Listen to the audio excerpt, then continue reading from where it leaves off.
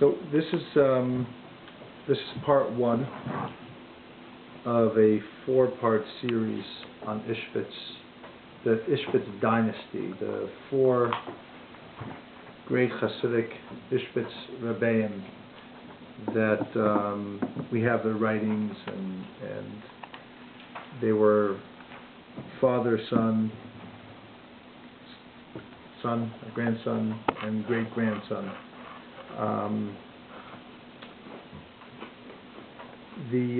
This week we're going to start with the founder of the Ishbitz movement, the Hashiloach, and I'll tell you a little bit about the Hashiloach, but first I'll just outline the rest of the series. Next Thursday night we're going to do the Beis Yaakov. The founder was Mordechai Joseph Ishbitz, who was born at the turn of the 18th century.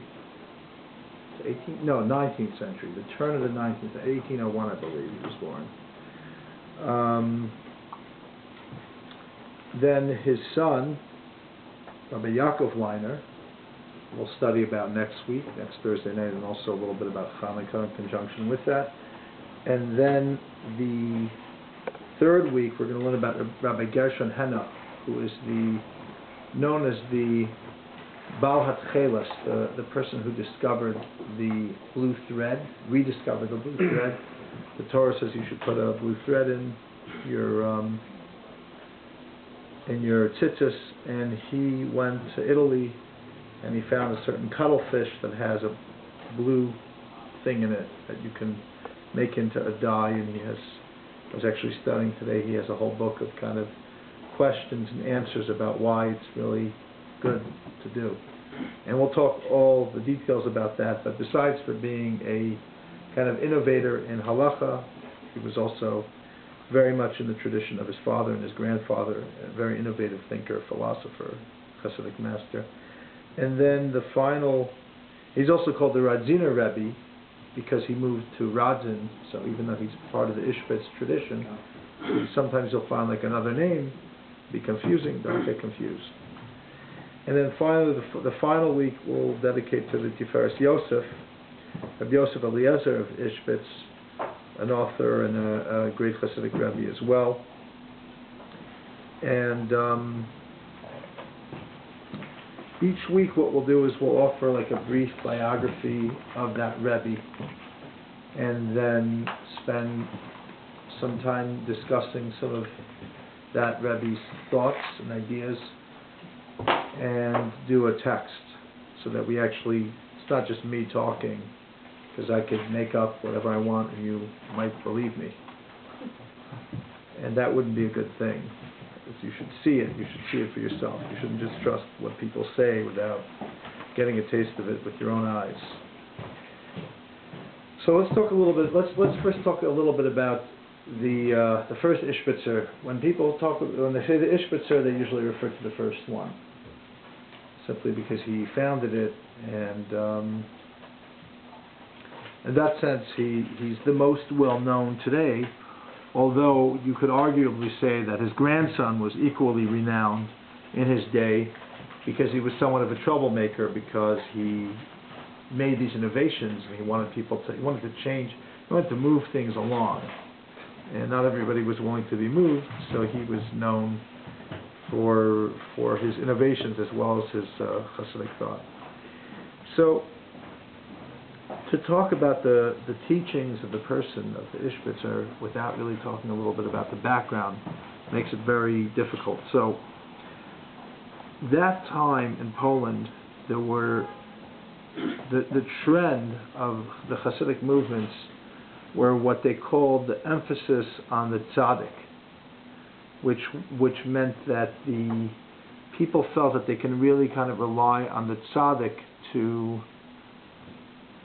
be their intercessor, be their go-between in their mystical and godly fulfillment, that the tzaddik would petition the Ribono Shel Olam, the Master of the world, on their behalf, and they would succeed spiritually and physically in all manners through the power of the tzaddik.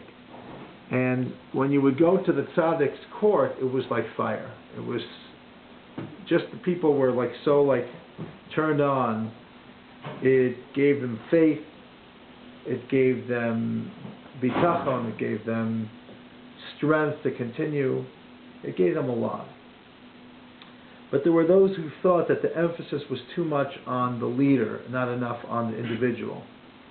So into that arena there was various Rebbes who started focusing more on the person and actually focusing on students developing their talent. That's not to say that in the Chassidic dynasties where the focus was on the tzaddik, that there was no focus on the self and there was no focus on the individual. There was.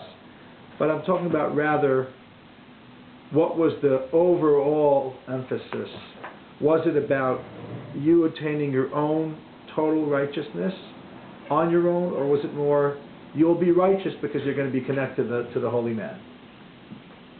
So into this field you have the people like the Yid HaKadosh and the Simcha Bunim of Peshischa, his follower, who were emanating out of the original Chose of Lublin, the seer of Lublin, who they broke away from, that they started movements within the Polish Hasidic world that emphasized the scholarship of the individual, that the attainment of intellectual success in Talmud and Torah in general should not be compromised because of the Hasidic movement whatsoever. In fact, a couple generations after this new trend started, some of the greatest Talmudic minds in the world were coming out of this tradition.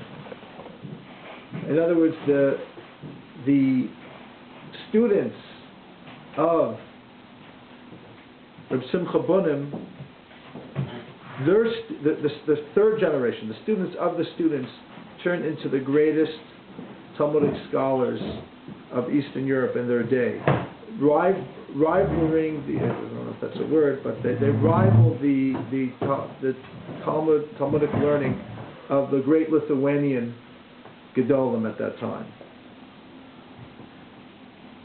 And that was a few generations removed, but even the generation of the Ishbitzer were also great Talmudists in their own right. The Ishbitzer was at first a student of Reb Simcha Bunim of Peshischa. And the person who brought him there was somebody a little bit older than him, not much, the Kotzker. And the Kotzker Rebbe was his friend. So in fact, most people think that the Ishbitzer was a chassid of the Kotzker, which is not entirely correct. Because he started out as a chassid of Simcha Bunim and more of an equal to the Kotzker. In fact, there's a Masorah. Each Chassidic tradition has its own kind of history. It's oral history or written history. It may not jive with historians say, but it's important. And there's an oral history, now it's been written down, about what happened when the first Rebbe of the Hashiloach of the Ishbitz Rebbe passed away. When Simcha Bunim passed away, this tradition says that there were many Chassidim